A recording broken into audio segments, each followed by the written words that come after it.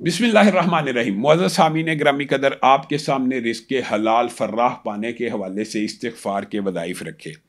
اور قرض کو دور کرنے کے حوالے سے بھی ہم آپ کے سامنے یہ بات رکھ چکے ہیں کہ استغفار کے سارے وظائف قرضے کو بھی دور کرتے ہیں۔ لا محالہ رزق حلال فراہ ہوگا تو قرضہ بھی دور ہوگا، لیکن قرض کے حوالے سے رسول اللہ صلی اللہ علیہ وسلم کی 3 معروف دعائیں ہیں، ان میں سے 2 آپ کے سامنے رکھ چکے ہیں۔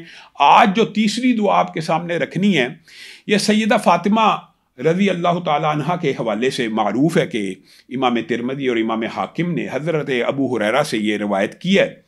کہ حضرت فاطمہ جب خادم کو لینے آئی تھیں تو ایک تو تسبیح فاطمہ کی مشہور حدیث ہے، اور دوسری حدیث یہ ہے کہ میں تمہیں اس سے بہتر نہ چیز بتلاؤں جو خادم سے بھی بہتر ہو۔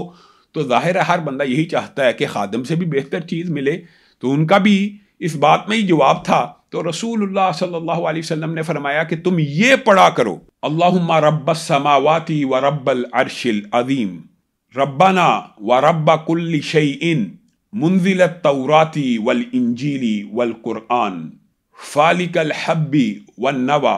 اعوذ بک من شر کل شیء،